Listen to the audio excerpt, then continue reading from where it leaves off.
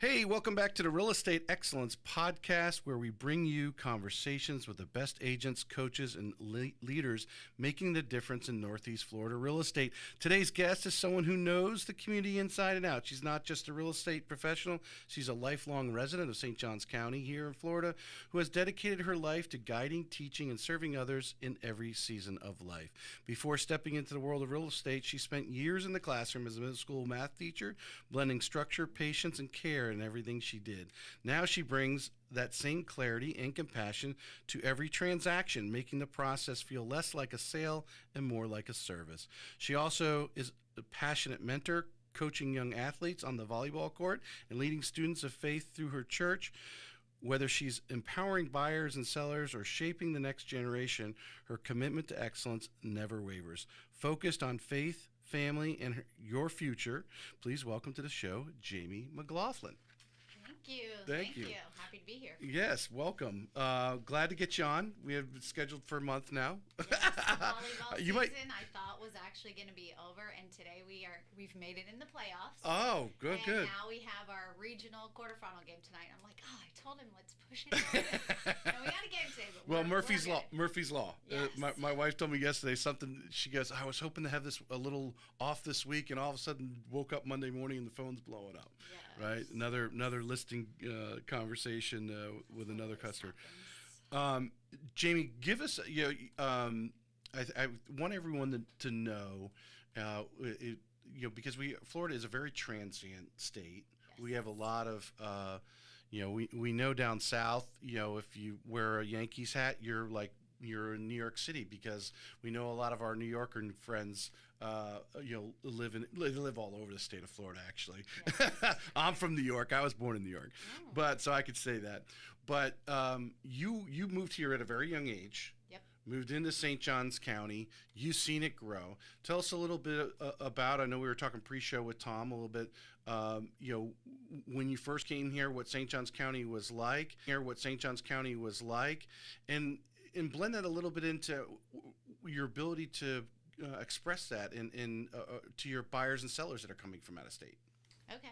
So back in 1992, I lived in Miami, and Hurricane Andrew knocked us out of there.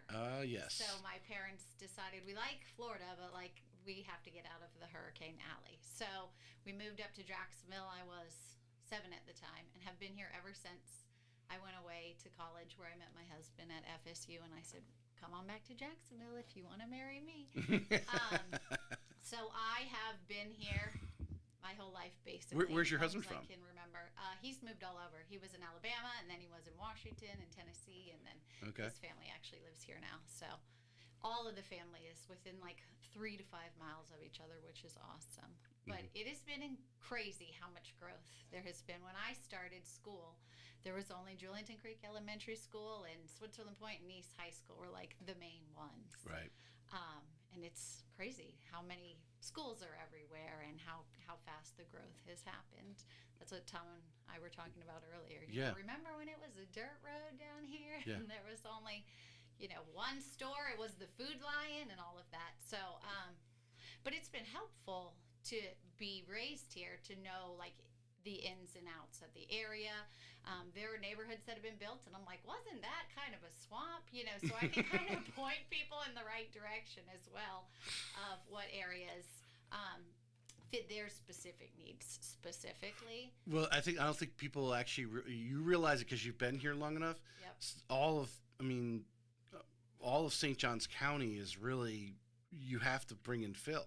There's very few places that you don't need fill if you're going to build a house or anything, shopping center or whatever. You got to bring in fill because it is a lot of wetland. Yes, yeah, for sure. Yeah. And they're doing a great job doing that, and these neighborhoods are awesome. Yeah. But the growth has been crazy, especially COVID on. It has been insane how many new neighborhoods are popping up, and it's almost like you have to go out and drive around every other week just to see whoa, there's 10 new ones. What else is coming on? And they're opening different phases, and there's a ton of options for new construction. I would imagine your degree was in education? I actually went to school to be a marketing major, which is helpful in real estate. And I did an internship, and they actually told me that I was going to market for the Florida Suns, the baseball But, team. yep. It was the Suns back Yeah, then. yeah. And they sent me on the side of the road and said, go knock on doors and sell tickets. And I was like, this is not what I went to college for. I thought I was like going to market and design stuff and do all of that. So You got to pay your dues. I did not feel safe knocking on doors saying, hi, do you want to buy a $30 Suns ticket? Mhm. So I told my husband, I've always loved like helping kids and teaching. So I was like, I think I'm going to go back and be a teacher. So I got a job as a math teacher in St. Johns County. Just growing up here, I knew a lot of the previous teachers, and the principal I actually was one of my teachers. So when an opening came, I think it was like 5 days after school started, a teacher had to quit real quick because of family reasons. And they're like, we need somebody desperately. Do you want to come in? I'm like, sure, I've never taught. I don't know, anything about it. So I had You just went to school for many years, so you've seen it done. Yes, exactly. Yeah. So I had 3 years to get like my professional teaching certificate, and during that time, I learned like the specific education classes and all that. But I love teaching. Yeah, it's so much fun. Well, that's not unseen right now either, because unfortunately, and I'm sure you're seeing it out there, you're feeling it. The cost of living, although teachers want to teach in our schools in St. Johns County, because obviously I live there too, and my kids are St. Johns County students. Yep. You really need the spouse who is making an income to be able to afford to live in St. Johns County. 100%. And we're not New York City. It's just the median price point of home. With obviously you had taxes, and of course a lot of St. Johns counties in a planned urban development, right? You got HOAs and CDDs and all that kind of stuff, which does drive it. But obviously, and then, well, since we're on this particular topic, since you started in 21 to today, have you had some situations where insurance has played a factor in either getting a deal closed or maybe disqualifying someone on a particular home because the insurance is going to be too high? Have you seen? Definitely, as well as like the fees. A lot of the CDD fees, like people will come in and say, like, I cannot have $3,300 a month in CDD fees and then HOA on top of that, plus the insurance and flood, and it's like I'm paying over $10,000 just in extra on top of, my monthly mortgage. So there's What a do you? lot. So that's a great hole to go down right now, because I know personally, I know people who have come in and said, oh, we don't want to live in a CDD. But then they end up buying in a CDD because of the amenities that are there. Correct. And that's the lifestyle. Now, obviously, affordability was in their affordable range to do that.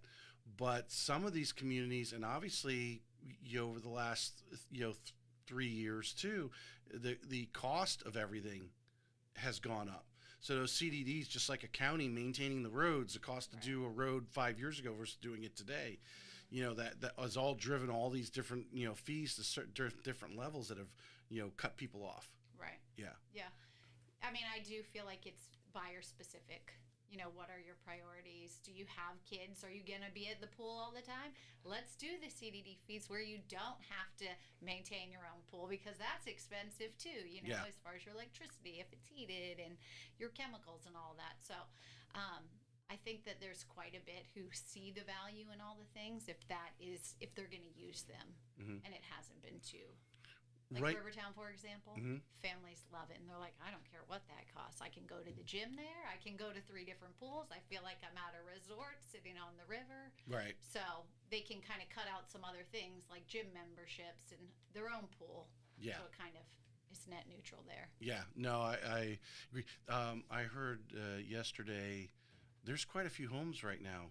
Talk about inventory a little bit. Rivertown had like 140 homes itself in there, and they're still building in there. Oh, right? Yeah. Well, that's the hardest part. The resale, it can't compete with the new construction.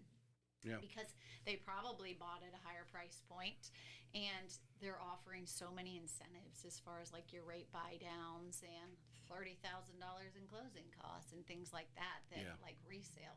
Yeah. How do you handle a customer? Because I think this is very important, and I've asked this before, not consistently on every episode, but I think it's important for the agents who are listening. If you missed it in the previous episode, you've got to really right now, knowing what we know based on these communities where they're still building, you need to drill down with a person. Like, how long do you see yourself here? Are you active duty and you might be here for a year or two and you want to buy a new construction home in a community that's probably going to be building for the next 5 or 6 years? Right. Are you digging deep with them to hopefully avoid a possible situation that they might have in a year or two? Yes, Yeah. 100%. When we do like our buyer's consultation, I usually ask, like, what are your short-term goals? What are your long-term goals? And for example, I had one who is in the military, and he's like, I'm getting out in 3 years. And in Rivertown, I was like, I don't know that you're going to get your money's worth if you sell in 3 years, because there's still so much growth happening here. Right. And he ran the numbers, and we were able to get him such a great rate that he's like, I'm going to keep this forever, even if I don't live here, and rent Right. it, because this monthly mortgage is awesome. Right. So Well, I'm like, okay, great, as long as you know.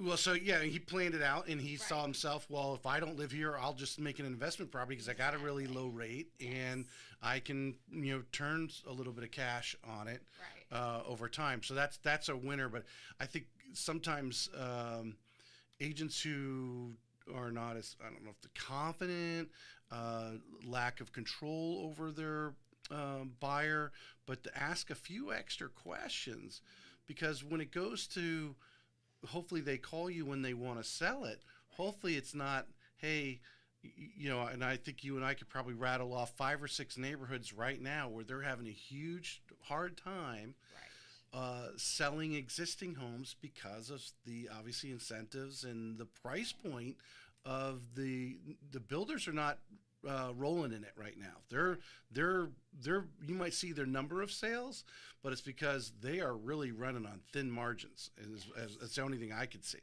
Yes, Yeah. I agree with that. I have just been blessed, to be honest, as far as like buyers and sellers, to only work with people that I know, or referrals, or like word of mouth through friends.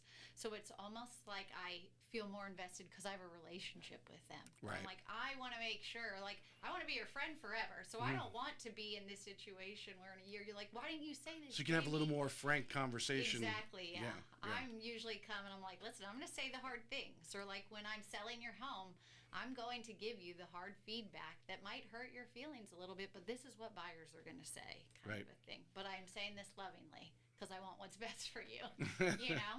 Well, it's easy. You're getting a lot of at-bats right now, but talking to the agents who might take a Zillow lead Yeah. or whatever, Yeah.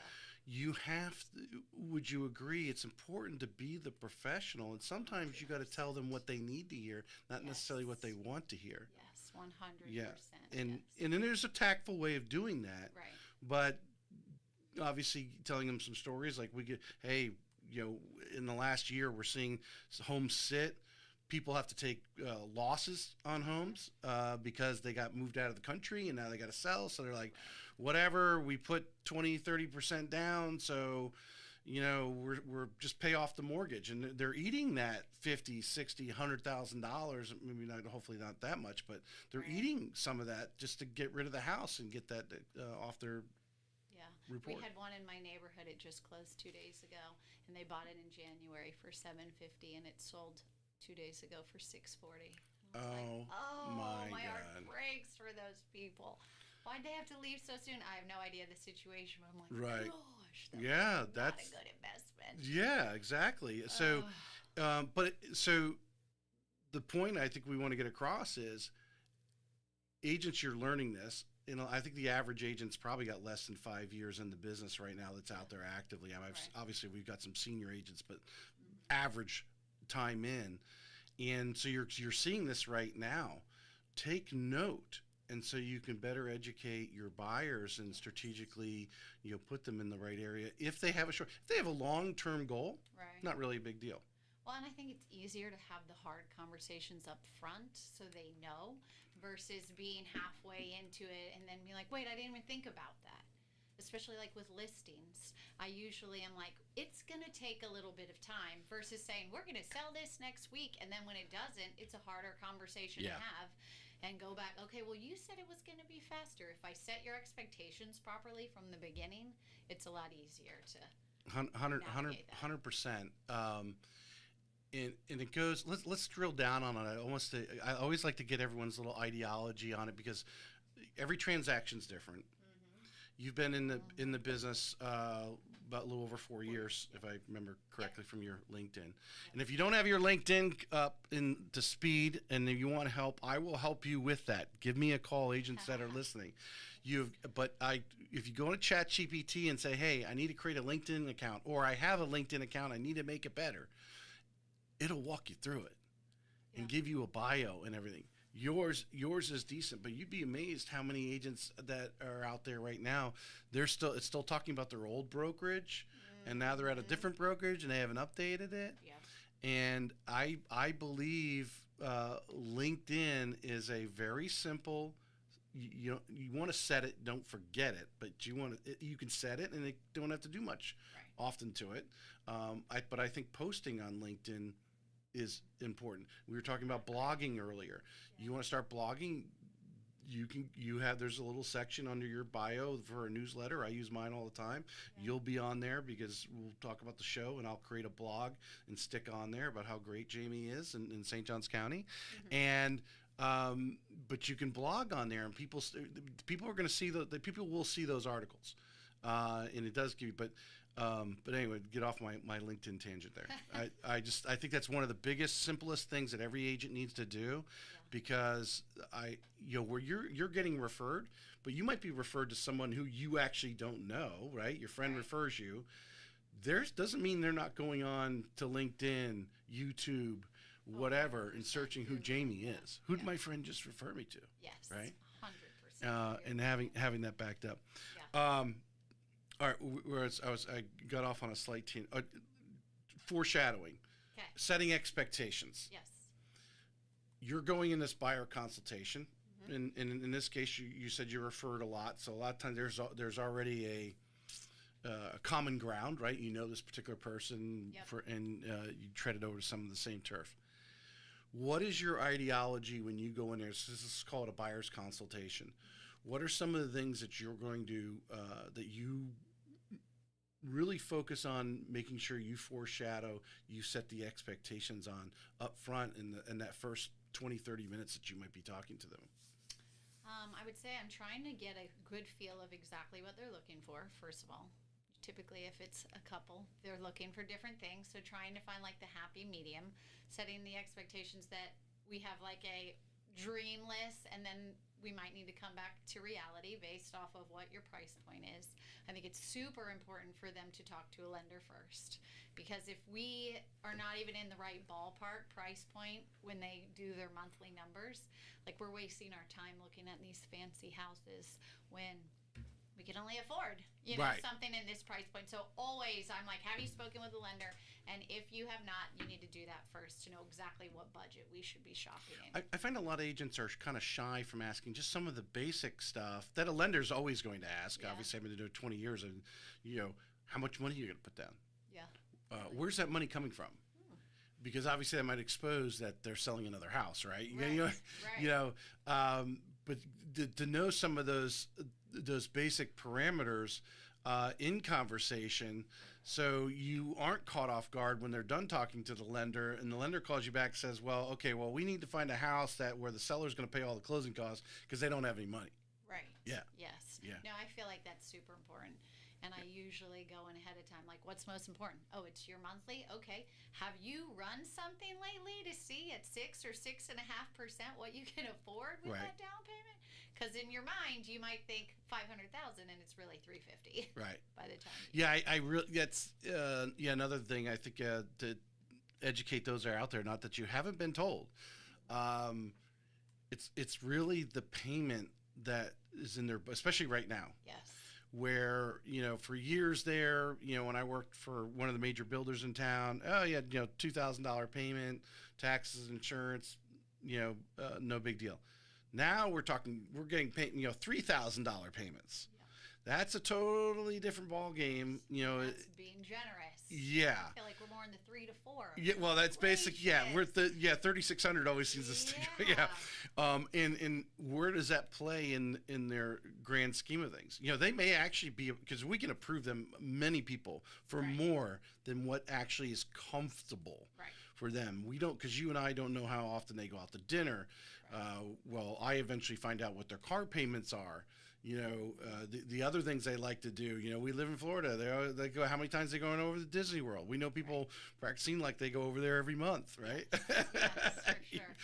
I've actually had 2 transactions in this past few months that were my students, which I love so much. I taught them, and I'm like, Right, wait, that's how are cool. you old enough to be buying a house? Like, just got married, having a baby, ready to buy their first home. And we were doing the numbers and stuff, and I'm like, oh my gosh, how do you kids afford these things? This is insane how high it is now. It's stretching. There's no doubt. Yeah. And obviously, they say we're at record credit card debt. I always remember back in 2005 and 6 and 7, I was working at Quicken Loans at the time, so I was talking to people all over the country. And we were refinancing them and taking 50, 60 grand cash out to consolidate debt. Now, it was saving hugely on a monthly basis, but no faster than were they paying it off. They were right back out there because they overbought, they overstretched themselves. They had to buy that Escalade versus just buying a RAV4 or something like that, type of thing, and the beat the Joneses. So it's their memes. It's tough. Yeah. For sure. So back to so we're in that buyer's consultation. We're setting the expectations. So we kind of got off on a slight tangent. We're asking about, hey, ask them how much are you looking to put down, because this helps you strategize the offer too. Yes. And in today, well, actually, I don't even think it's any different. I mean, there's no doubt over the years how often I've gotten calls and had to then call the agent, go back and say, okay, they don't have any money, or they only have $10,000 to their name. We need to get the seller to, if they could pay all the costs, so they're not going in there and writing a $10,000 check and they have nothing in their bank account when they move in that house. Right. Yeah. So these type of conversations. But again, back to setting the expectations of what to expect as far as from you, but what to expect in a real estate transaction. Oh, well, that's where I feel like the teaching comes in. I have my whole booklet, and I'm like, okay, here's how the whole transaction process goes. First, we do this, and then there's these 3 contingency windows. And so I like to spend a solid 2 hours in person, going through exactly what all it's going to entail. And then as we start looking, I can also say, okay, and I forgot to tell you this, because there's so much, and every transaction is different based off of if you go the new construction route or if you do the resale.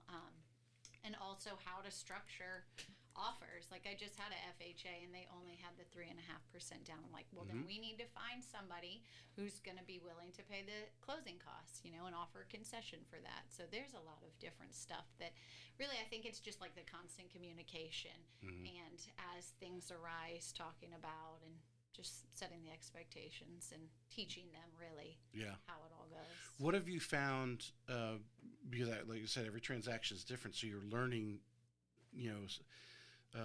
the different curveballs of every possible transaction you can have. Can you think of a situation where what you've had that really, rocks your transaction? Maybe not necessarily cause it to blow up, but maybe it did. And obviously now you're going back and now you're telling customers, hey, I had a customer 2 years ago and this is what happened, so I would suggest we do this. Have you had something like that? I have actually had 2 recently that were more of a concern of repairs. And so I think in hindsight, I wish I would have been a little bit more aggressive as far as like when I was doing my listing consultation to point out, hey, if this is an issue, how are we going to solve this? Because we ended up with a FHA offer and things had to be repaired in order to get loan approval. And so they didn't have the money for that, and we were like finding all types of quotes. We ended up finding somebody who would do the work and then get paid out of the closing proceeds. But that was one where I was like, I don't think I set their expectations good enough. Like, you need to know that you're probably going to have to fix this. So then when it did come back, they were a little shocked as far as that. But then on the flip side, we were just in the buyer's one and it was the same. And I'm like, you have to fix this. And now that you know that the floor is sinking, you have to disclose it legally. So they had to pay $20,000 to ramjack to raise the house up because it was. So sinking. did they do that before they put it on the market, or No. so they waited till an offer came in? So on the buy side, we were Right. the buyers. Okay. And we put an offer in, but we said, I'm pretty sure that this is going to need to be repaired. And once the inspector came out, he said, yes, it does. Yeah. So yeah. the seller was awesome. He Well- fixed it all, but What was the price point of that home? $445. All right, so kind of in the mid range. And here's the lesson. One, you got to be working with your lender in this case. You've got to have a lender who's on their toes, who can help you work through this, because obviously it sounds like the sellers didn't have cash on hand. Yep. They might have had equity, but not cash on hand. And your buyers were going minimal amount down. And it's not necessarily FHA is the reason why they're being. You got to realize if someone's typically doing an FHA, they're generally making a lower down payment. Right. Right. Correct. So Yes. even on a Fannie Mae or Freddie Mac loan where you're putting 3 or 5% down, they're going to be particular about that. Back in the day, someone was putting 30, 40% down on a house, and there was some sort of cosmetic, or just, the something that was minor, like the fogging of a windows or something like that. They're like, oh, whatever. They're putting 30, 40% down. Drive on. We don't need that fixed. Right. Now they are more particular Yes. on that, even if they are putting 30, 40% down. They want some of those things repaired. But I'm a big supporter of the pre-listing inspection. Yeah. Have you done any of those? What's I your have thoughts not. on that? Yeah. I haven't. I think only because it was an added expense for the seller, and I have offered it to them, as well as sometimes I'm like, this is a rare property. We should potentially do an appraisal ahead of time just so you have a more accurate. Mm-hmm. And they're like, I feel like we're good. Let's just test it. And so that worked for the past 3 years. I highly would suggest it this past year when the market has really shifted quite a bit. Because everyone's telling me it's not what sold 6-9 months ago. It's what sold 6 weeks ago. Correct. Yes. Yeah. Yeah, I feel like they're looking at only the past 2 months because it is changing so much that you can't look at 6 months ago. Right. So, But just having especially a house that's older. Obviously, we'll get into new construction here in a second. But a little bit older house, to me, if you do a pre-listing inspection, I don't even know what inspections go for. Well, I'll just say $500 on just an average. To go through and eliminate all those little things, right. because we don't know what's going to throw the buyer off. Right. It could be, the outlet needs to be fixed. Okay, all right, that's pretty simple. But that might be just the reason for them to go, they're not taking care of this house. We should avoid it. You just don't know what's in their mind. Yeah. So by eliminating those things off that inspection report, and obviously if there is a big thing, because we know the big things then can cause a financial teeter-totter back and forth of what Right. they're going to counter offer, what they want you to pay, just to have a peace of mind. I'm just Well, and I think that also goes back to just as far as like home maintenance stuff. Mm-hmm. Don't defer it all. As I walk through my house, I'm like, gosh, I need to fix that. I need to fix that. Like if a buyer walked through, those would be Yeah. things that bother them, and I just am used to it. Yeah. So like don't defer those things. we'll let it go until it breaks. Yes, right? exactly. Yeah. And then when you try to sell, you're like, dang, I have all these things, and now I've made my house beautiful. Why didn't I live in it like this? Right. I should have Good painted point. and redone these floors a long time ago. What's your attitude? What would you say your percentage of new construction that you're selling right now over the last few years anyway? I'm probably at 30-40% new construction. Yeah. What's your thought? What's your position on having an inspector? 100%. I can't stress it enough. Yeah. For new construction. Yeah. If you are starting at the very beginning from the ground up, I usually get somebody who does the pre-slab, then they do the pre-drywall, and then the pre-closing. There's like a package of 3 that you can do, and then they also come back at the 11-month one, because it just gets rid of so many headaches early on. Like Yeah. I had one where there was an extra pipe inside the plumbing, and they moved in, and 2 weeks later the toilets and the Oh, jeez. plumbing was coming out, and we're like, what is happening? We had an inspector though, and I guess it was so far down that until they used the toilet enough, then it. So they had to drill into the slab.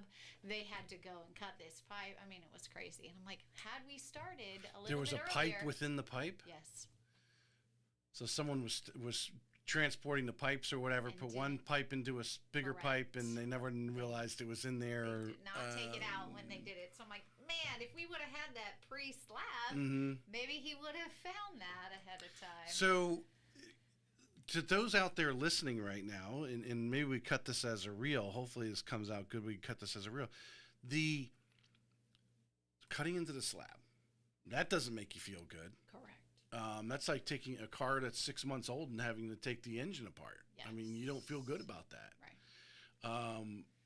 The inconvenience of that bathroom being torn up, who knows, a bedroom, or even just a ditch in your front yard for a few days while they're doing this repair. Right.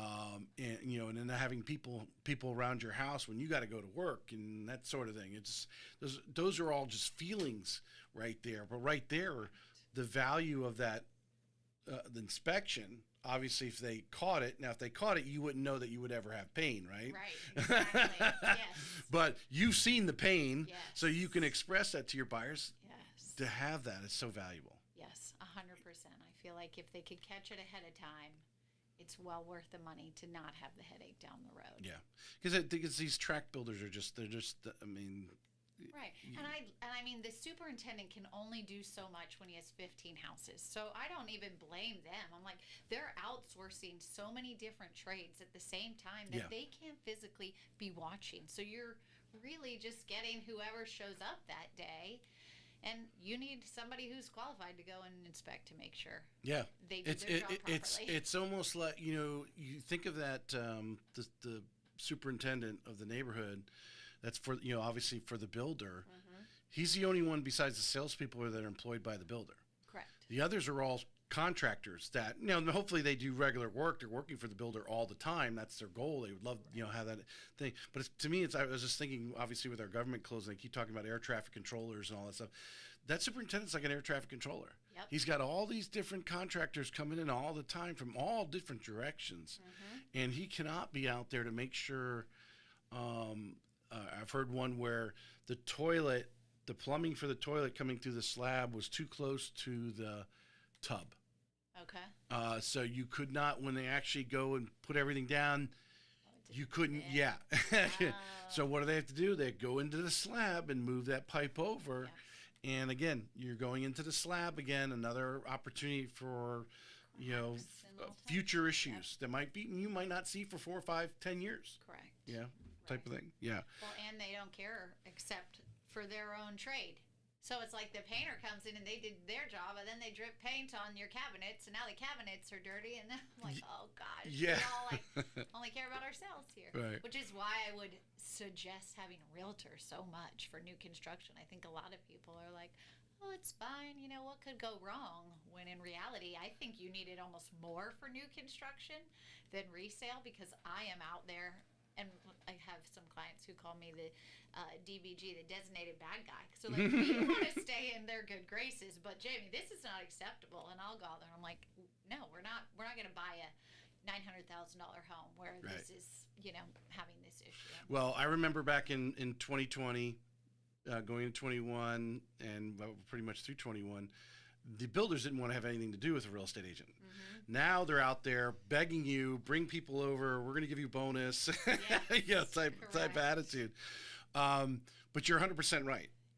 We just talked about the inspector, but really the real estate agent comes in first there. Correct. And you need to be the designated bad guy. You need to be the one that's going to go to the builder and say, no, you are going to repaint that wall. Right. Because everyone knows you go to new construction, those painters went there and you really start to look at it and you can actually see the drywall because there's barely a coat of paint on that wall. Correct. Yeah. Yes, for sure. And so there comes a quality control standard, and and if you've got a really good agent that goes around with their blue tape, Yes.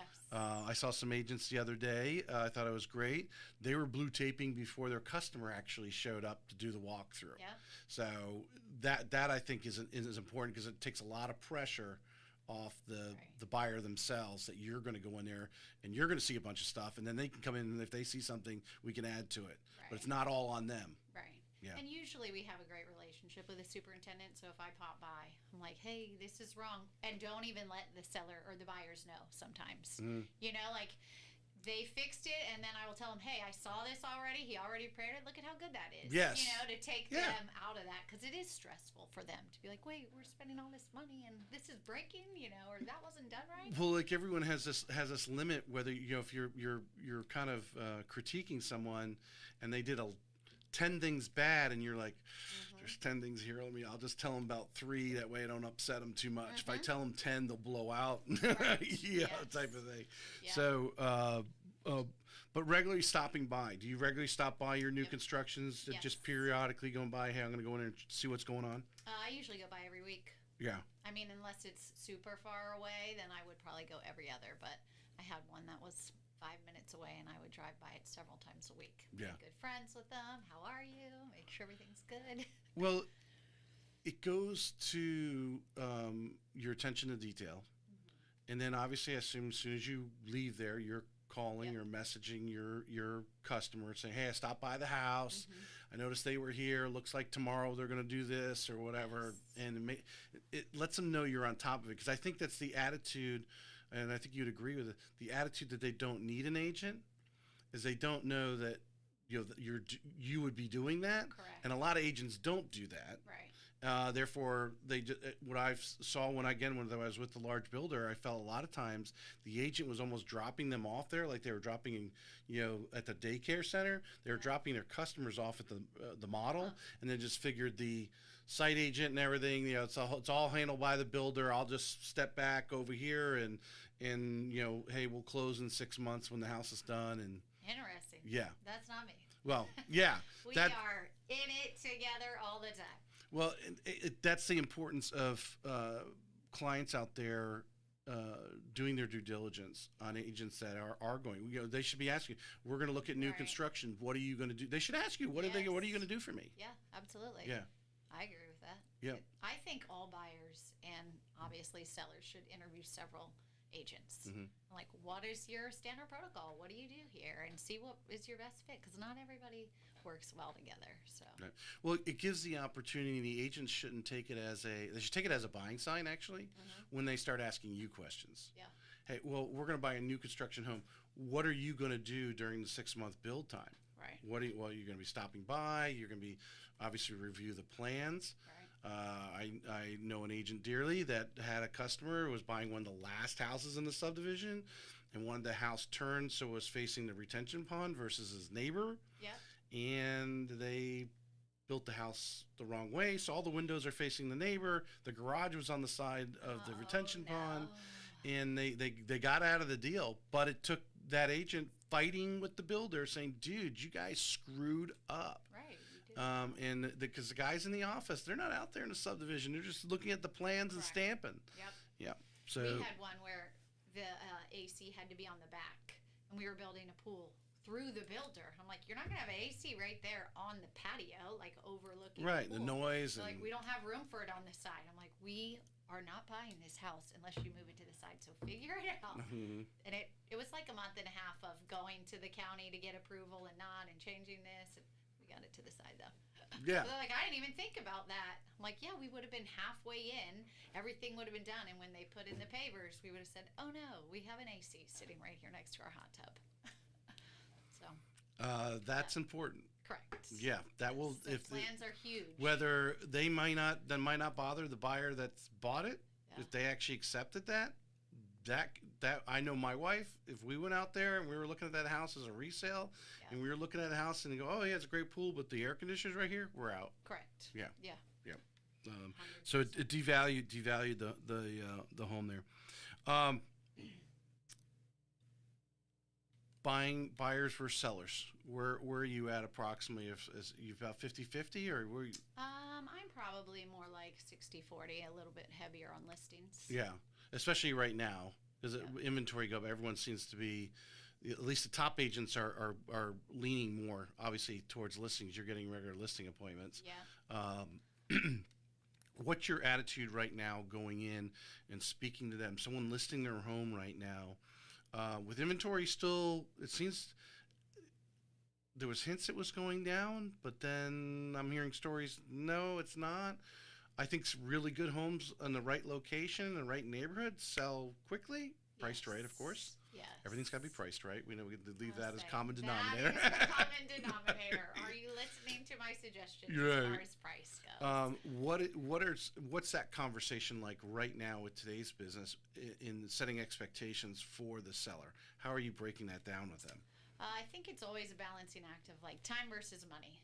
You know, if you need to sell it immediately because your job's being transferred, then we obviously need to go more aggressive on the pricing to get it sold quickly. Versus if you're okay to sit and wait, we can try at a little bit of a higher price point. I do think it's important to price properly, though.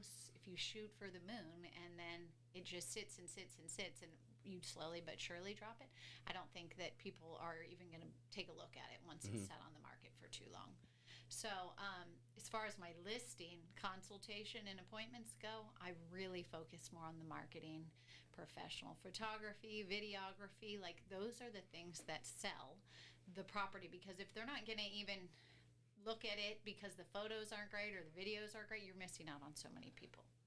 So I always make sure that we have, not me, I can't do it, professionals who come in and do all of those things to stage your property. I love staging. If it's vacant, I think it sells a home 10 times faster. Do you agree with the statistic that they actually probably get a little bit more? Yes. It offsets the cost of any staging. Yes. Yeah. I had one in February, and this lady wanted to go a little higher, but she didn't want to pay for the staging. I'm like, if we're going at this price point, we have to stage it. There's no way somebody's going to walk in and pay this. And so I was like, I will pay for the staging if we want to go this high. And it sold in 7 days. I'm like, yes, it was totally the staging. The next week, 3 more in our neighborhood hit the market, and they're still on the market. I'm like, it's crazy how quickly like this one sold versus the others. And they're way less price per square footage. So it's amazing how many people don't. I mean, I think the top agents. Obviously, I'm sitting here with always producers, but for someone getting started in the business, and they may not. They're looking at it. They may not be willing to come out of the pocket, or how would you suggest they kind of? They know you need staging, but how would you strategize with a seller? Maybe do you raise the price up $4,000 or $5,000 more to offset the cost of the staging? I don't know. I'm just coming out. How would you strategize? Because you made it easy for the seller. Yeah. You said, "Hey, I'll pay for the," and then obviously it was great because you were able to return the furniture in 7 days. Right. Where right now people are like, "Well, if I stage it and then it sits here for 3 months, I got to pay for staging for 3 months." Right.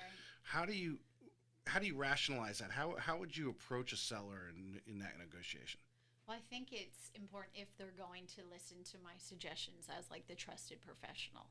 So if they wanted to come in way too high and I knew at this price it's never going to sell anyways, then I would probably be a little less likely to say, let's stage it for 4 months, So I have always suggested that they do it if possible, depending on their financial scenarios. I always say you sometimes have to spend money to make money. And when I got into real estate, my husband was like, you're my best investment.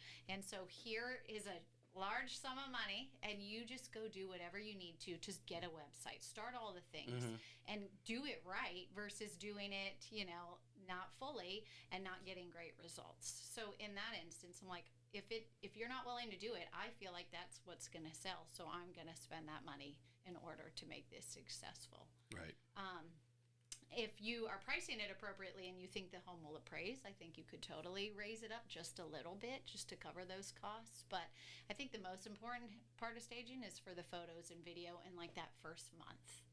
Hopefully it would sell within then and you could remove the furniture. Do you fully imagine you have fully staged an entire house versus just maybe some key rooms? So the only ones that I sometimes do not would just be like additional bedrooms. Because you can kind of get an idea. Like this one was a 5-bedroom house, so we did the master, we did a guest, and then all the common areas, the patio. But there was 2 rooms that we didn't. Right. It didn't seem to bother anybody. But I think you make a good point from the standpoint of the pictures. Yes. And with technology and obviously out there, because I imagine when you have a buyer and you're going, hey, based on what you're telling me, I would suggest we go look at these houses. You're sending them the link for them to look at them before you even go out there. Correct. And so that first impression, when they go, ooh, wow, yeah, let's go look at that house, or no, I don't want to. It could be due to how it's staged. 100%, yes. Yeah.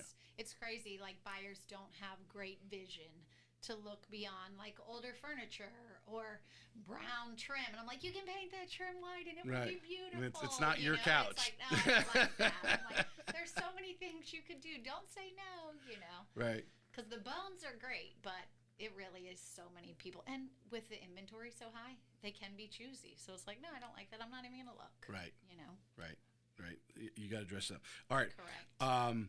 As I told you pre-show, I got these are ask ChatGPT to give me questions that are trending questions, whether it's buyer, seller, or realtor to realtor type questions that are out there right now, and we'll just kind of rattle them off here a little bit. Maybe create some good trending reels here. With more housing inventory showing up and demand cooling in some areas, how should sellers in Northeast Florida adjust their pricing and marketing strategy today? As far as the market goes, it has definitely been a little bit more difficult to sell homes. So I think looking at your comps from the past 2 months is very important. I think looking at your competition of what's out there is also very important. If there's 20 homes for sale and they're all the exact same floor plan, based off of your time frame, you're going to have to do something different to get your home sold before the other ones.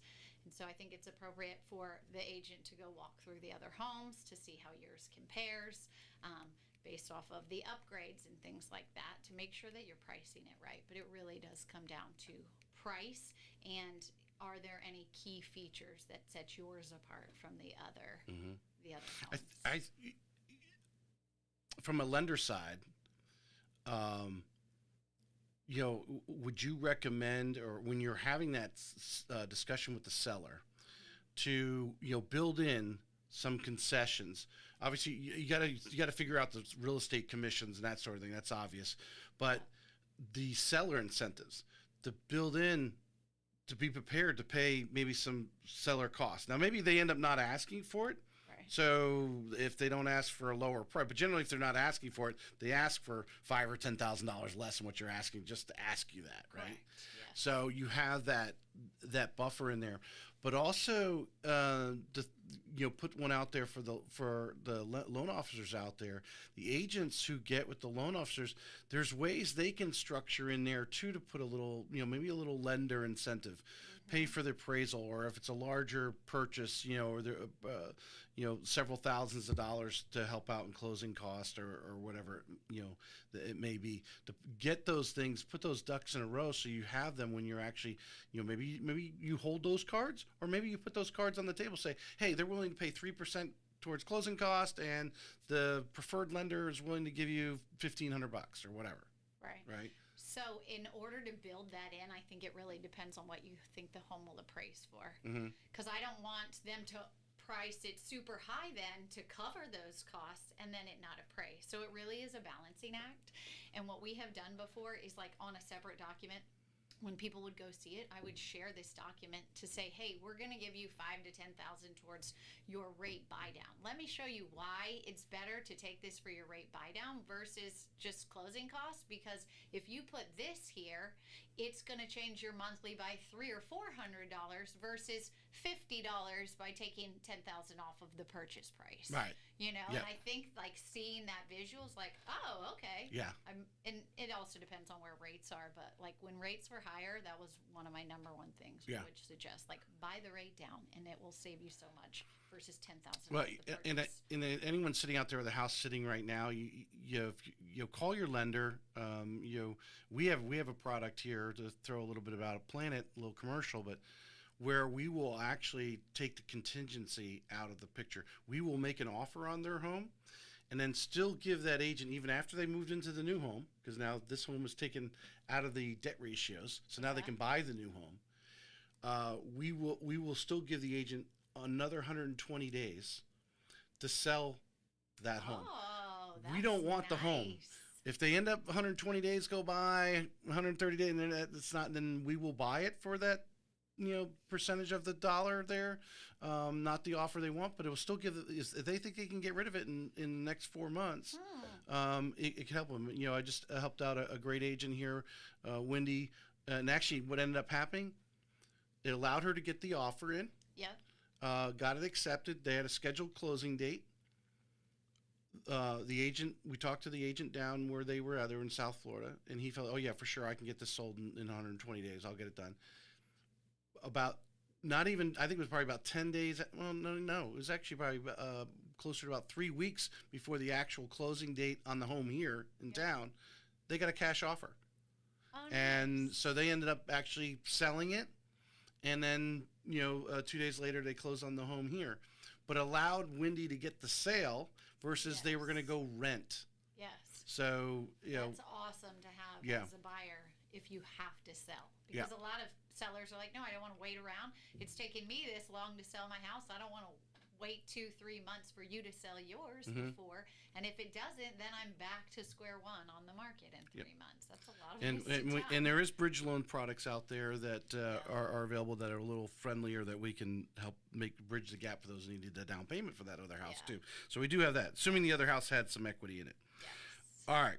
For buyers facing higher mortgage rates, what creative financing or offer strategies are you advising so they can move forward confidently? We kind of actually just talked about that a little bit. I think the rate buy down is huge. Yeah. Most of the people care about their monthly. At least putting it out from a seller standpoint, to advertise. Would you advertise that from a seller standpoint that we're willing to put that out there? They might not take it. They might, like I said, they might choose to put it towards closing costs if that's what their attitude is. To me, if someone's got an FHA loan or VA loan, they can streamline down if they think the rates are going to be in 6 months. But if the rate buy down gives them that extra time until the rates drop, and then they want to lock in as low as they think they can get it for long term. Especially as a seller, that allows you to compete with the new construction. Mm-hmm. Because so many of these companies, we're offering this rate because they bought so many forever ago. And so a lot of buyers I have seen, well, I like that 4.99, so I'm just going to go here because I can get a lot more house for that same monthly mortgage as resale. And I'm like, yeah, but you could still get this. You just need to ask the seller to help you out to get your rate to that. Well, the advantage the builders have in that area is they are buying blocks of money now and then buying down from that. So now they got to move. Here's the things like a car dealership at the end of the month. They have to get that money on the street in a period of time. Got it. So if you catch them when they're at the end of that, hey, this $10 million block of money that we've got at this lower investor's rate, and we need to get a house closed before the end of the month, for example, they're going to be highly incentivized to do that. Which I've learned on jumbo loans the same way. There's only a handful of companies that do jumbo loans. Chase is one of them. There's a few others that service jumbo loans. The same thing. They have that block of money, and as it gets towards the end of that period of time where they need to fill that block of money with those putting the cash on the street and the mortgage note in there, they will incentivize by lowering the rate. So lowering the price of something, it hopefully will sell, right? Yep. Let's see. What are you seeing the most valuable home features or upgrades in 2025 that deliver the biggest return for sellers, especially here locally? I think pools are still it. When you look at a neighborhood and there's 10 of the exact same floor plans and one has a pool, it's usually the one that goes the quickest. Right. I had a neighbor who was on the fence about doing a pool, and he made it beautiful and did like this, extended the roof, whole outdoor kitchen, fireplace, whatever. And he's like, I don't know. I'm like, I'm telling you that when you sell this, people are going to like the outdoor backyard space so much that you will probably not get all of your money back, but that is something that will sell this house over one without. And would you agree?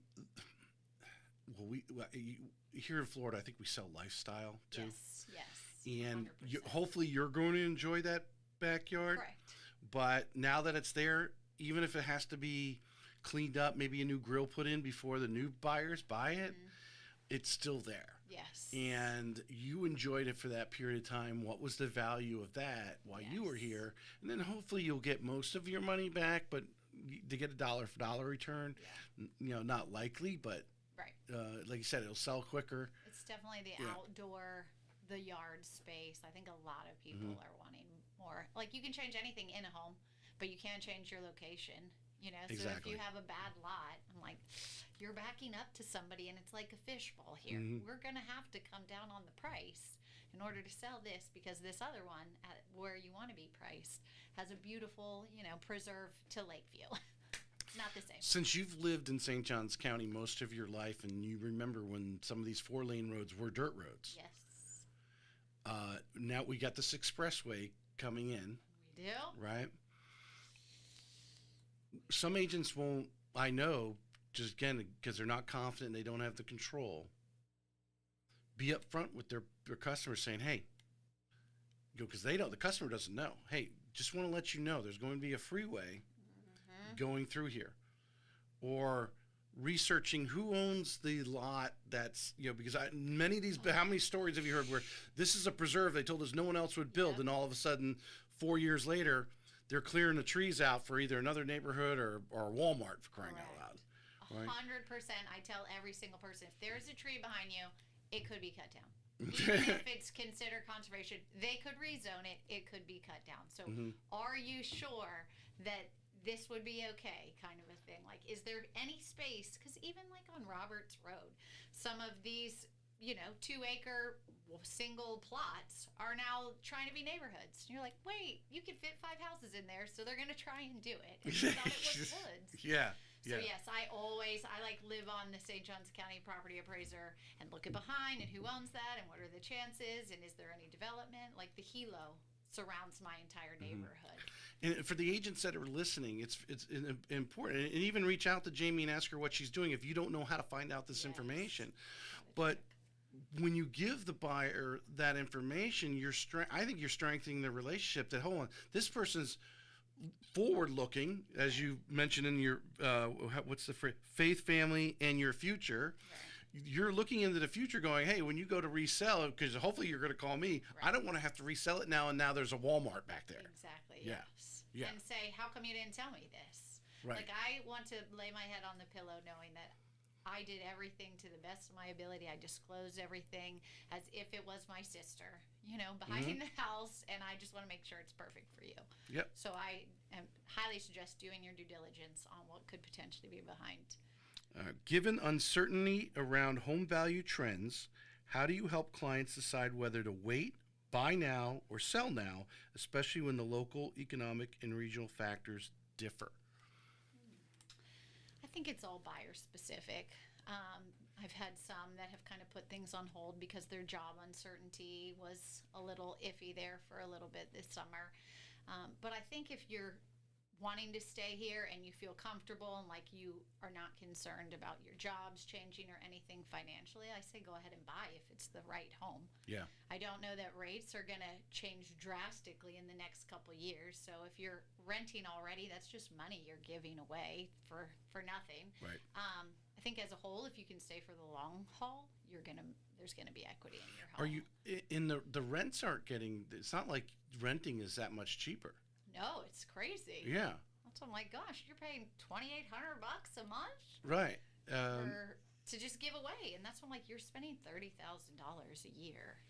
I always like that phrase. They always say, "When's the best time to buy a home?" And it's 2 years ago. Mm-hmm. So get in your 2 years ago now. I mean, if you don't have, you got to get in because, like you said, the rent you're just paying that other person's mortgage or that apartment complex's note that they've got on theirs and their employees. You might as well just be putting that towards your equity of your house. Right. I don't think we foresee a devaluing of homes in any great way. We may go stagnant, which I think is where we're kind of in that period.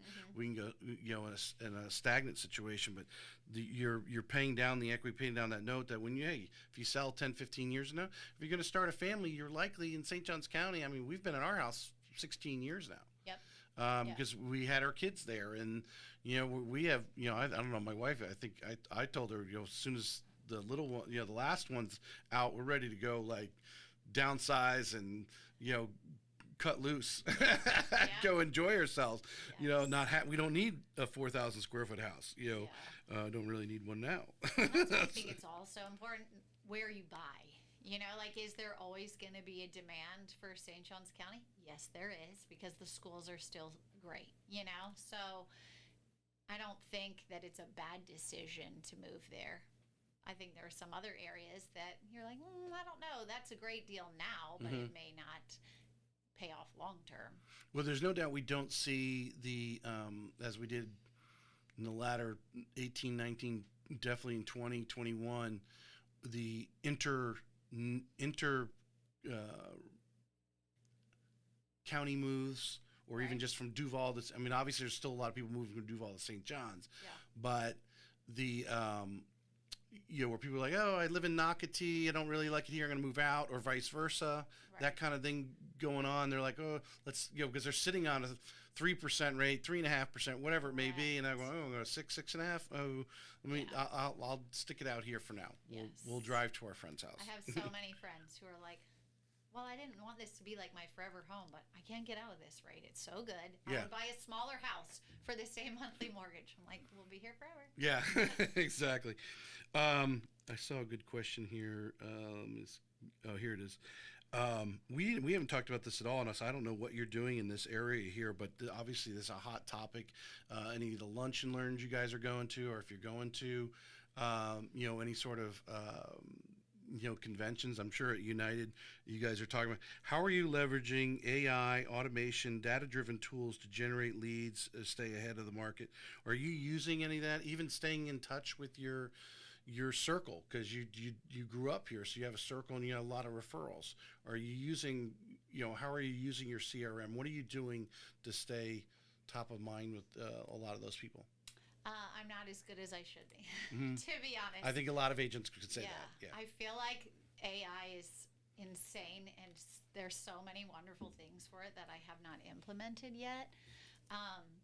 But I feel like I use it all the time now, even for, like, give me a volleyball drill, or help me, to fix this thing at my house. Like, it is insane the amount of things that it can do. So I would like to start implementing it more. I know that there have been some good classes that I've gone to lately. I just have not put it into practice yet. I feel like most of the time I stay in touch more, like, just through social media with people, and my Facebook and my Instagram.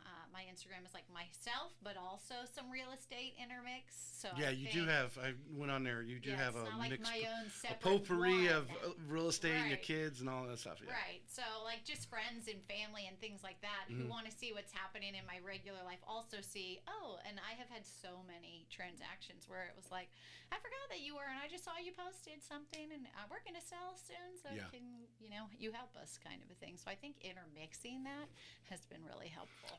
Well, it's definitely, and it's actually, I wouldn't say it's probably simple, but it can be an expense. But if that's how you're keeping, if you're using social media over, say, your CRM, which can post on your social media too, right? If you want to put that on auto drive, there's certainly, you throw it some material and say, post it out over the next month, and you can go on, for the next 30 days before you need to fill it up with some new content to go out the next 30 days. So AI can help. AI is doing that and automating it. I have seen some stuff where it's like AI does the contacts with each of them, and I don't want to lose, like, the authenticity, and that's where I think I struggle. Like, I don't want it to be where you got a message from me that says something and then they respond. I'm like, I don't even send that.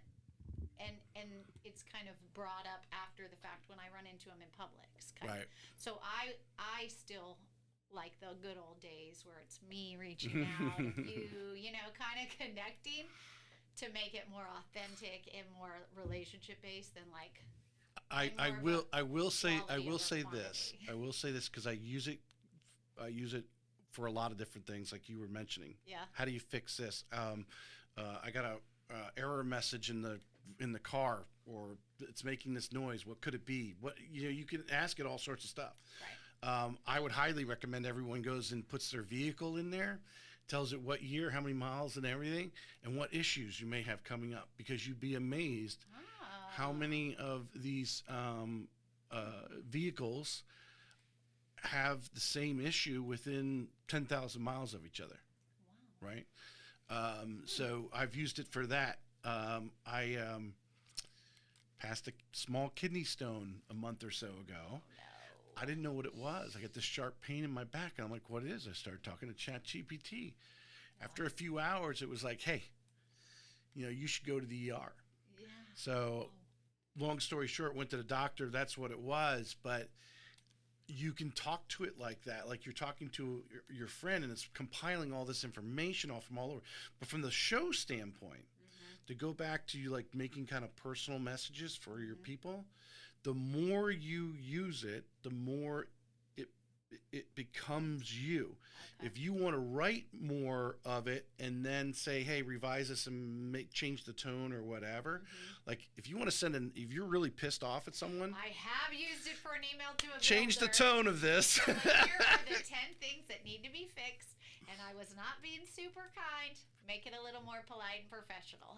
It's beautiful at that. It was. my buyer wrote back, and they're like, that was a great email. Thank you so much. Like, yes. You're welcome. Yeah. Softened it a little for I've me. done it. I've told it on the show before. I needed an exception. Oop, did I knock this camera? How this? I kicked the camera there. I needed an exception from an underwriter on a deal. And so I went into ChatGPT and I said, hey, I need an email. It's going to go to an underwriter. And here's the situation. Here are the compensating factors. So I wrote the nice email. Yeah. And they were like, oh, wow, this is a great email. Yes. Yeah. Yes. So, that's really. And I did have a letter not too long ago that I had to write, and I toned it down enough on mine, but it toned it down a little more. Right. And because I told it, hey, I need this, you know, not to come across this way, and so it did, and went in there and did its politically correct things, and softened the tone. So it's there. And again, anyone wants to know about using the blogging and stuff we were talking about earlier. You know, I feed it I take the transcript from this show, and so it's hearing you talking, it's hearing me talking, it's going back, and it's going to pull the finer points out, and create a blog and talk. You just like someone wrote an article about. So it's actually getting it straight from us. But since I've done it so often now, and now I've got it writing more from my position, from my tone, as if I'm actually writing the full thing. I just give it some, you know, it asks me questions now. I got it because I created a GPT. Yeah. So now when I say create blog, it asks me a series of questions about whoever we're writing about. Right. And then I go and answer them. And one of those questions is, what did you get from having the interview with Jamie? What did you think about Jamie or whatever? And I go in there and add my little 2 cents in, and it creates a nice blog for everyone to read about. And then obviously, you know, the call to action is they click on and listen to the whole episode, because now they're intrigued by, you know, that blog. So, yeah. All right, I'm going to look into it more. You convinced Blog me. more. We're going to have more. November 13th, we're going to have a webinar on it, how to leverage, and that was a tip that I got from my friend that's going to do the webinar, was if you're going to create a GPT to write blogs, that, you know, you're putting in some basic information, it comes out and asks you some questions. Like one of the things now, because we're trying to get picked up by AI, right? So now one of the tips he gave us was, what are the frequently asked questions that people are asking online, like the ones I'm reading here? Right. So if you got, what are buyers in St. Johns County? What are they asking online? What are they Google? What are they searching online? Right. Yes. And those questions. So I'm going to put those at the bottom of the blog. Frequently asked questions. And so hopefully AI, because AI is looking for a match to match. Yes. They're asking about Julington Creek. living by the pool or whatever, Right, or right. pool houses in Julington Creek. Yes. It's gonna find those things there. Yeah. That's cool. All right. Let's see. Let's go. We'll go one more here.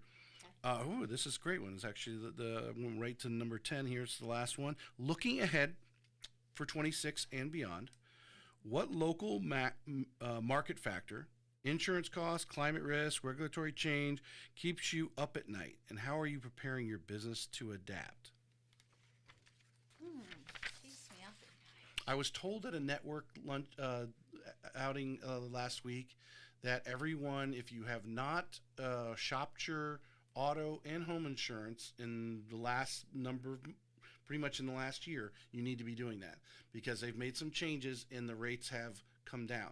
So if your auto is renewing soon or your homeowner's insurance, make sure you shop it. Do not just accept what you get. Funny, because mine went up. It literally renewed on October 1st, and I got it. I'm like, what Yeah. in the world? So my Agent? broker, he did go shop it and got it back. But I'm like, what is happening here? It's almost like they give you a deal to get in at the very beginning, and then after they have you for a year, it's like, oh, now we're going to jump it. Mm-hmm. Well, I think there might be some of that, and also I think they're like, how can I get a little bit more? Correct. Are they not going to call me out and shop it? Right. Which, to me, if There's I'm an line. insurance agent and I'm trying to get started right now in Florida, and I want to get credibility and respect, I'm shopping everybody's policy. Yes. Right now because I do want to lock them in, or at least let them know, hey, I shopped everything. You still have the best deal. Yeah. Continue on. Then no one even questions it, and you have a great credibility that you're carrying. Right. Yeah, I agree with that. Yeah. Honestly, I don't know if there's something that keeps me up at night. Really, I feel like it'll just turn out how it's supposed to, and we'll just work our way through it. I mean, Right. COVID was crazy, and people figured it out, and that was like the highlight of real estate, and things were selling, and it was so much fun. And then it kind of slowed down a little, and this summer was kind of weird. Usually I feel like that's the peak time, but really it was like January to March was great, and I think it started to pick back up again from September on. So things are shifting, and I just kind of go with the flow and do my best to represent my clients through it. I think it was Jared James. He came down and talked at the RE Bar Camp in January. And and if you go to Jared James, follow him on LinkedIn. He's on Instagram. He does have his own podcast, but he does come out with he finds some articles that he'll talk about. But he was making a statement. I don't know. I probably saw it this past weekend in his reel, and just talking about we've actually come through one of the worst real estate times. Obviously, he's talking from a national basis. He's not local here. From the number of home sales and so forth being way down, and obviously someone like yourself who's delivering great service, you're staying in touch. Your sphere trusts you, likes you, and therefore you're getting referrals in business through it. Right. If you're another agent who might be just getting leads right now, and if you're treading water, basically what Jared's basically saying, it can only get better. Yeah. But continue to do the things that you need to do, obviously, on a daily basis, following up with your past clients, whether it's using social media. I personally would recommend right now is the time for you to get, like your website. You have Jamie McLaughlin.org. If you don't have marysmith.com or marysmithrealtor.com, you need to be going on GoDaddy or wherever you want to search and see if that domain's available. Right. Because the search in the future is going to be natural language. Google's doing that. We talked about that at the beginning. 80% of the Google searches they're not clicking on a link. They're actually just reading the AI answer. Right. And going with it. Right. And there was some stat, too, that you're 4 times more likely that if AI recommends you, that they're going to do business with you. Oh, interesting. Than just clicking on the link. And one of the articles that were out recently, and actually I think it was Jared James that mentioned this. Actually, no, it was my friend Jim that actually sent me the article. A lot of the news sources were mad at Google because their clicks are way down. And it's because people are Googling or going to ChatGPT and putting in their question about whatever the news situation is, and they're reading the AI answer and they're stopping right there. Yeah. They're not clicking on Fox News or CNN or the newspaper or whatever to read the articles. Yeah. So that's where it's coming from. So how do you get in there as a real estate agent? Get your website up, start blogging, and start filling it with the most hyper-local, most current information as narrowed down to that neighborhood that you can. Yeah. And I think if you're a new agent, consistency is key. Mm-hmm. Like I do a lot for my neighborhood. I do the Easter egg hunt that I sponsor, and at Christmas we have like a horse-drawn carriage that comes out, and Santa comes, and I get a professional photographer, and so that's a good one right there. I like that. So they come and they know me, and I, when somebody's like, "Oh, we moved here 2 years ago from New Jersey, and we don't actually love it, but I don't know anybody here. We just came because of COVID." I'm like, "Call me," and it has been. The ROI has been insane from it, just by like doing things for the community. Or I do a little mailer for our neighborhood who owns their own companies. Last month I did one for an engraving, and I'm like, here's a coupon, I'll pay for it. I market it to the whole neighborhood just to support our neighbor. Does when you because I years ago, and I think Kelly still does it. Hopefully she does. Kelly Bello, she's the one who led me to the idea of the photo shoot, Christmas time. Yes. And she rented out a space and invited all her past clients to come in with their kids and professional photo. Yep. So the professional photographer say, hey, I need you for 5 hours on Saturday.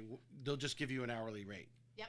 Take all the pictures, and I'm sure that they'll send it out to the people. And then of course, Correct. If they want upgrades or reprints or something like that, obviously they can make more money off of that. Yes.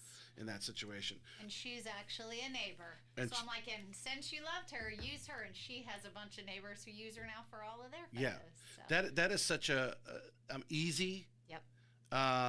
It's that time of the year where everyone's trying to get their family photos so they could send out on the Christmas card.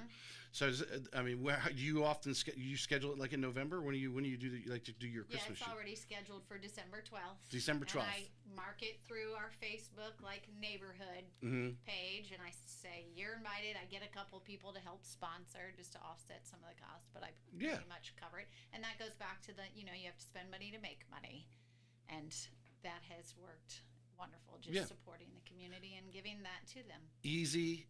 You probably love to decorate. Yes. Make the setting. Yep. Put the chair there. Hire someone to be Santa. Yes, Santa Ken. He's the best. Santa He's Ken. hysterical. He's so funny. Very simple. Very simple. Someone was asking about an ice cream truck the other day online. I think it was just yesterday, actually. Who knows an ice cream truck? I like the Santa thing. That's a lot easier. Yes. And then if you want to serve ice cream on the side, someone can sponsor that. Well, we have so many kids in our neighborhood, and nobody wants to go stand in line at the mall. Yeah. So I'm like, save it, come here, and Santa will be here. You made me think, like in our neighborhood, we have the community will have its Winter Fest or whatever they call it, right. And they'll have Santa in there, but it's not done with the care, I'm sure, to the level you do. Yeah. And truly professional photos where they're probably given a moment of time to actually get several shots, get the kids by themselves, that kind of thing going on there. Yeah. So they truly have a memoir. Is that the right memoir? Where they're sending out that picture to their friends and family at Christmas time, 100%. Anything like that? So, thanks for having me. I appreciate you. I'm going to ask you. This is the toughest question here, Ray. We'll finish with this one. You ready? Ready. Why should someone use Jamie McLaughlin for being their real estate agent, whether they're buying or selling? Because with me, you will have communication, you will have trust, you will have care, and I really do look at it as a relationship and not a transaction. I want to treat you as if you're my family. I want to make sure that I go over every hill and through every swamp just to make sure that the transaction is smooth and that you're happy. And this is a huge milestone when people are buying or selling. And I just feel blessed that I get to be a part of it, and that so many friends and family and referrals just trust me to guide them and teach them and coach them through it all. Excellent. I'm gonna throw this sub question to you, Okay. because we know we have these buyers and sellers that are like this. That obviously will resonate with a lot of people, what you just said. Yeah. But then there's always that person that wants what they think is a deal. Mm-hmm. Personally, I call it stepping over a quarter to pick up a nickel, Yeah. because in the end, they'll want that person that you just described to Right. yourself. That doesn't mean you're not a tough negotiator. That doesn't mean you're not looking. You are looking at the whole transaction. You're the follow up, Mm-hmm.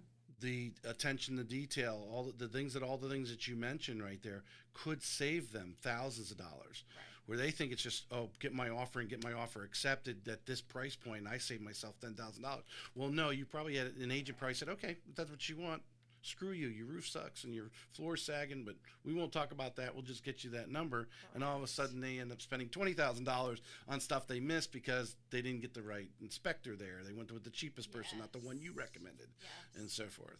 Yeah. Yeah. No, I for sure have seen that and experienced that. And ultimately, I feel like if I'm not the right fit and my style and the things that I provide you don't feel like are valuable, then we're just not meant to be. Right. You know, I'm blessed to not have to go and take every lead and everything under the sun. I also want to pour into my family and into my community and other things. So I am able to kind of pick and choose. I have done a couple. Have you fired a client yet? No, but one time we had to go actually move them out because they decided they didn't want to sell anymore and said, we're not leaving. So my husband And they were under contract in. Oh, we were closing. That day, and they're like, we don't want to. And I'm like, well, you actually no. have to leave. Sorry. But that was, I have taken two that were not mine that somebody else struggled selling. And so it was like, can you take this over, Jamie? Because, you know, I am kind and sweet and loving, but I also am a negotiator. Was that a situation where structure the ones that didn't want to move, like an older couple, like they just never got the packing and it's like, or was this someone who just? No, they had a family and were going to move to Texas and then decided after they were under contract maybe they don't want to move anymore. Oh yeah, I've heard some stories on some of those. Yeah. So. Yeah. I mean. Did you get lawyers involved in that one? They ended up leaving. I'm like, if not, they can sue you if you don't get out. Yeah. Everybody has signed. It was a treat. But, you know, overall, I want to form a relationship with the customer. So if you don't like me or my style or my beliefs or things like that, then I'm sure there's somebody else that's a perfect fit for you, but it's not me. And I'm not going to necessarily give you the best price because I see value in the things that I do in my time as well, right. and what I can offer. So no, it's don't step over a quarter to pick up a nickel. Yes. Don't think the grass is not always greener on the other side. 100%. And those are kind of fun too to see where they like interview and went with somebody else who was, you know, a lower compensation or whatever, and then it sat for like 6 months and they sold it for less than I would have told them. I had one where they're like, what would you price it for? And I'm like, $625, and they started at $700 and they sold it for $6. I'm like, I told you. Yeah. If you would have started $625, they would have had showings and probably would have gotten $635 when it actually got there. Yeah, so you know, there's a little of like, oh yeah, listened. We've all dealt with that one. Jamie, I appreciate you coming on today. Absolutely. Great show. And everyone, her information's in the show notes to contact her. I'm sure she'll answer questions to you, tell you about United Real Estate Gallery. And if you're looking to get in the business, to give you some tips on that. And I think, you know, like I said, your business is around referrals and so forth. It's very important to follow up with them. What are you doing? And I imagine you're tweaking that all the time, having your events. So everyone wants advice on that to